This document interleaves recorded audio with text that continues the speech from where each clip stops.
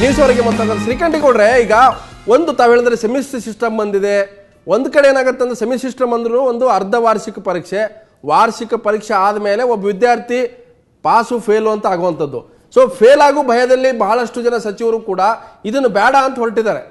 ಈಗ ಒಂದು grace marks ಇದೆ, ಸಿದ್ದರಾಮಯ್ಯ ಅವರು ಗ್ರೇಸ್ ಮಾರ್ಕ್ಸ್ ಕೊಡ್ಬೋದಪ್ಪ ಅವ್ರು ಬೇಕಾದವರಿಗೆ. ನನ್ನ ಪ್ರಶ್ನೆ ಅದೆಲ್ಲ ಉಗಾರವ್ರೆ.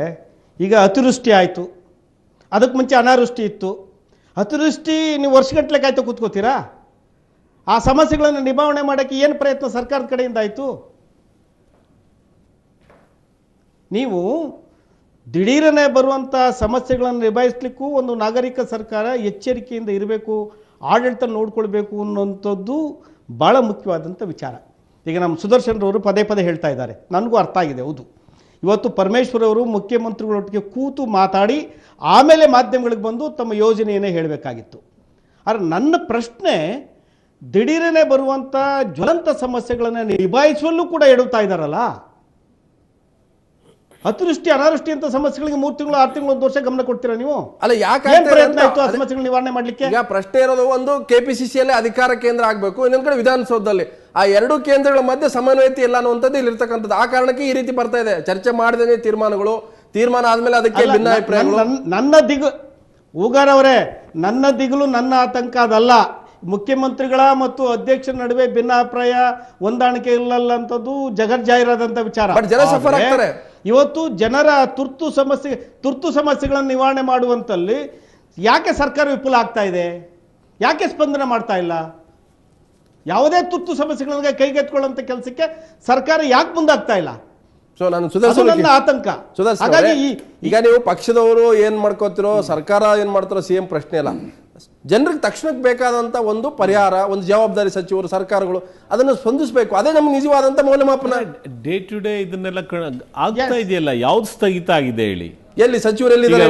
ಆಯ್ತು, ನಾನು ಕೇಳ್ತೀನಿ, ಎಷ್ಟು ಜನ ಸಚಿವರು ಜಿಲ್ಲಾ ಪ್ರವಾಸ ಮಾಡಿದ್ರೆ? ಒಂದು 3-4 ಜನ ಬಿಟ್ಟರೆ, 4-5 ಜನ ಮೇನ್ ಆಗಿಬಿಟ್ರೆ, ಬಹುತೇಕ ಜನ ಬೆಂಗಳೂರಿನಾಗಿರ್ತಾರೆ, ಅವ್ರು ಕಾನ್ಸ್ಟಿಟ್ಯೂನ್ಸಿಗೆ ಹೋಗ್ತಾರೆ, ಕಾನ್ಸ್ಟಿಟ್ಯೂನ್ಸಿ ಸಚಿವರಾಗಿದ್ದಾರೆ. ಜಿಲ್ಲೆಗೆ, ರಾಜ್ಯಕ್ಕೆ ಸಚಿವರಾಗಬೇಕಲ್ಲ. ನೀವೆರಡು ಹೇಳ್ತಿರಲ್ಲ, ಮೌಲ್ಯಮಾಪನ ಮಾಡೋದು ಬೇಡ ಅಂತ ಹೇಳ್ತೀರಿ. ಅವರೆಲ್ಲ ಪ್ರವಾಸ ಮಾಡ್ತಿದ್ದಾರೆ ಅಂತ ಓಕೆ, ಅಟ್ಲೀಸ್ಟ್ ಅವ್ರ ಪ್ರವಾಸದ ವಿವರಗಳನ್ನ ತಿಳ್ಕೊಳ್ತಕ್ಕಂಥ ಜವಾಬ್ದಾರಿ ಜನರಿಗೂ ಇದೆ ಮತ್ತು ಕಾರ್ಯಕರ್ತರಿಗೂ ಇದೆಯಲ್ಲ. ಈಗ ಅದೇನಾಗುತ್ತೆ ನೋಡಿ, ಅಭಿಪ್ರಾಯ ನಿಮ್ಮಲ್ಲಿದೆ.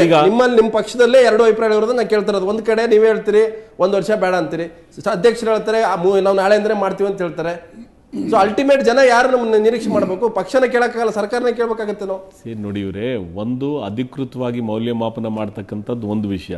ಆದರೆ ಪ್ರತಿಯೊಬ್ಬ ಜನಪ್ರತಿನಿಧಿಗೆ every day is a testing time. ಪ್ರತಿ ದಿವಸನೂ ಕೂಡ ತಾನು ಹೇಗೆ ನಡ್ಕೊಳ್ತೀನಿ, ತಾನು ಹೇಗೆ ಜವಾಬ್ದಾರಿಯನ್ನ ಮಾಡ್ತಾ ಇದ್ದೇನೆ, ಜನರ ಕೆಲಸವನ್ನ ಹೇಗೆ ಮಾಡ್ತಾ ಇದ್ದೇನೆ ಮತ್ತು ಅಭಿವೃದ್ಧಿ ಕೆಲಸಗಳನ್ನ ಮಾಡ್ತಕ್ಕಂಥ ಅಧಿಕಾರಿಗಳಿಂದ ತಗೊಳ್ತಾ ಇದ್ದೇನೆ. ಯಾರಾದ್ರೂ ಚರ್ಚೆ ಮಾಡಿದ ಸಭೆಗಳು ಮಾಡಿದಾರ?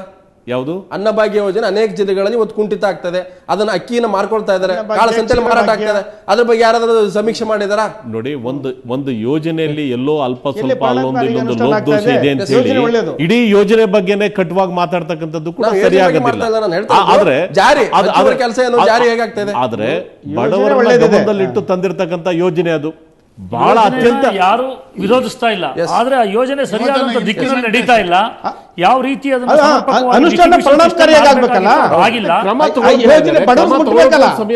ಮಾಧವ ಪ್ರಕಾಶ್ ಅವರೇ, ನಾನು ರವಿಸುವರ್ಣ ಕೊನೆಯದಾಗಿ, ಅಧ್ಯಕ್ಷರು ಮತ್ತು ಮುಖ್ಯಮಂತ್ರಿಯ ಪ್ರತಿಷ್ಠೆಯ ಮಧ್ಯೆ ಸರ್ಕಾರದ ಮೌಲ್ಯಮಾಪನದ ಒಂದು ಅಸ್ತ್ರ ಬಂದು ನಿಂತಿದೆ ಹೊರತಾಗಿ ಇದಕ್ಕೆ ಯಾವ್ದು ಜಿನಾನಿಟಿ ಇದೆಯಾ ಅಂತ ಅನ್ಸುತ್ತಾ? ಖಂಡಿತವಾಗ್ಲೂ ಯಾವುದೂ ಇಲ್ಲ. ಇವತ್ತು ಏನಾಗಿದೆ ಅಂತ ಹೇಳಿದ್ರೆ, ಈಗಾಗಲೇ ಮೌಲ್ಯಮಾಪನದಲ್ಲಿ ಯಾವ ಸಿ ಗ್ರೇಡ್ಗಳು ಆಚೆಗೆ ಹೋಗುತ್ತೆ, ಇನ್ನು ಬೇರೆ ಯಾವ್ದಾದ್ರು ಎ ಗ್ರೇಡ್ಗಳು ಬಿ ಗ್ರೇಡ್ಗಳು ಒಳಗಡೆ ಬಂದು ಸೇರ್ಕೊಳ್ಳೋ ಸಾಧ್ಯ ಎಷ್ಟು ಬೇಗ ಆಗುತ್ತೆ ಅಂತಕ್ಕಂಥ ಒಂದು ಪ್ರಯತ್ನ ಒಂದು ಕಡೆ ನಡೀತಾ ಇದೆ. ಹಾಗಾಗಿ ಈ ಮೂಲ ಕಾಂಗ್ರೆಸ್ಸಿಗರಿಗೆ ಮತ್ತು ವಲಸಿಗರಿಗೆ ಇರ್ತಕ್ಕಂಥ ವ್ಯತ್ಯಾಸ ಅಂತ ಅವ್ರು ಕರ್ಕೊಂಡಿರೋದು, ನಾವೇನು ಹೇಳ್ತಾ ಇಲ್ಲ. ಆ ವ್ಯತ್ಯಾಸದಲ್ಲಿ ಇವತ್ತು ಜನಸಾಮಾನ್ಯರು ನಿಜವಾಗ್ಲೂ ತೊಳತಕ್ಕಂಥ ಪರಿಸ್ಥಿತಿ ಬಂದಿದೆ.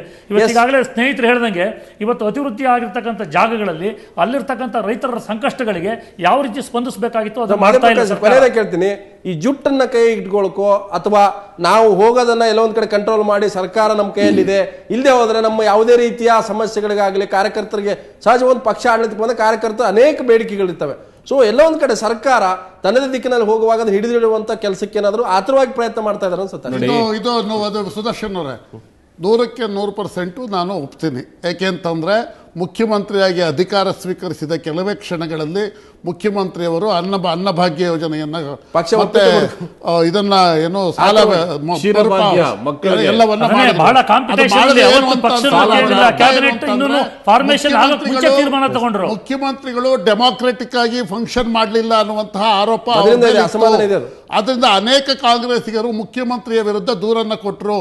ಒಂದು ವೇಳೆ ಸಿದ್ದರಾಮಯ್ಯ ಅವರನ್ನ ಹೀಗೆ ಬಿಟ್ರೆ ಅವರು ನಮ್ಮ ಹಿಡಿತಕ್ಕೆ ಕಾಂಗ್ರೆಸ್ ಸಿಗಲ್ಲ. ಅನ್ನೇ ನುಂಗು ಹಾಕುವ ಮಟ್ಟಕ್ಕೆ ಬೆಳೀತಾರೆ. ಆದ್ರಿಂದ ಅವರಿಗೆ ಲಗಾಮು ಹಾಕಬೇಕು ಅಂದ್ಬಿಟ್ಟು ಆ ಲಗಾಮು ಹಾಕುವುದರ ಅಷ್ಟೇ. ಹಿನ್ನೆಲೆ ಒಳಗೇನೆ ಈ ರೀತಿ ಪರಮೇಶ್ವರ್ ಅವರನ್ನ ಬಿಟ್ಟು ಮುಖ್ಯಮಂತ್ರಿಯ Yes, yes, ಮೇಲೆ yes. ಲಗಾಮು ಹಾಕುವ ಕೆಲಸ ಅದಕ್ಕೆ ಒಪ್ಪಲ್ಲ ಇದು. ಹೈಕಮಾಂಡ್ನಿಂದಲೇ ನಡೀತಾ ಇದೆ. ಸಿದ್ದರಾಮಯ್ಯ ಲಗಾಮ ಹಾಕು ಮೌಲ್ಯಮಾಪನ ಇದು. ನೋಡಿ, ಒಂದು ಜನ ಮೊನ್ನೆನೇ ತೀರ್ಮಾನ ಕೊಟ್ಟಿದ್ದಾರೆ. ಬಹಳ ದಿವಸ ಆಗ್ಲಿಲ್ಲ 16 ಅಸೆಂಬ್ಲಿ ಕ್ಷೇತ್ರ 2 ಪಾರ್ಲಿಮೆಂಟರಿ ಸೆಗ್ಮೆಂಟ್ ಅಲ್ಲಿ ಬರುತ್ತೆ. ಮೊನ್ನೆ ಮರು ಚುನಾವಣೆ ಆಗಿದೆ. ಸರ್ಕಾರದ ಕಾರ್ಯಕ್ರಮಗಳ ಬಗ್ಗೆ ಜನರ ಆಶೀರ್ವಾದ ಮಾಡಿದ್ದಾರೆ, ಪಕ್ಷಕ್ಕೂ ಕೂಡ ಆಶೀರ್ವಾದ ಜನತೆ ಮಾಡಿದ್ದಾರೆ. ಹೇಳಿದ್ ಬೇರೆ ಹೇಳ್ತಾರೆ. ಆದ್ರಿಂದ ಸರ್ಕಾರ ನೀವು- ಸಮರ್ಪಕ ಆದ್ರಿಂದ ಜಾರಿ ಆಗ್ಬೇಕು. ನೀವು ಸಿದ್ದರಾಮಯ್ಯನವರ ಅಚೀವ್ಮೆಂಟ್ ಆಗಬಾರ್ದು, ಕಾಂಗ್ರೆಸ್ ಪಕ್ಷದ ಅದೇ ಸಮಸ್ಯೆ.